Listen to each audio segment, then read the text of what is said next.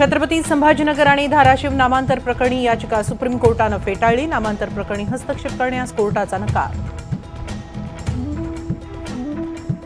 लाडकी बहीण योजनेनं करदात्यांच्या पैशाचा अपव्यय, नवी मुंबईतल्या चार्टर्ड अकाउंटंटचा मुंबई उच्च न्यायालयात जनहित याचिकेद्वारे दावा। पैशाच्या वितरणावर स्थगितीची मागणी।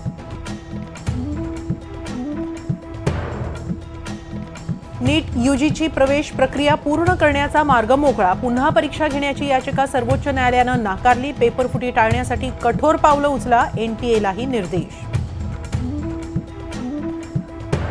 वरळीतल्या नागरिकांच्या समस्या मांडण्यासाठी राज ठाकरे मुख्यमंत्र्यांची भेट घेणार। उद्याच्या भेटीत राजकीय चर्चा होण्याचेही संकेत।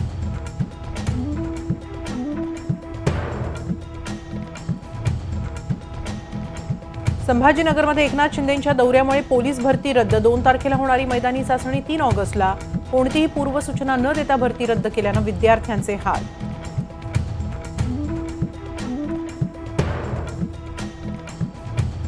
पूजा खेडकर दुबईला फरार झाल्याची माहिती। पटियाला कोर्टानं जामीन अर्ज फेटाळल्यानंतर पूजा खेडकरवर अटकेची तलवार। वेषांतर करून मी कधीही दिल्लीला गेलो नाही, अजित पवारांचं स्पष्टीकरण। आरोप सिद्ध झाल्यास राजकारण सोडेन, दादांचं सुप्रिया सुळेंना आव्हान।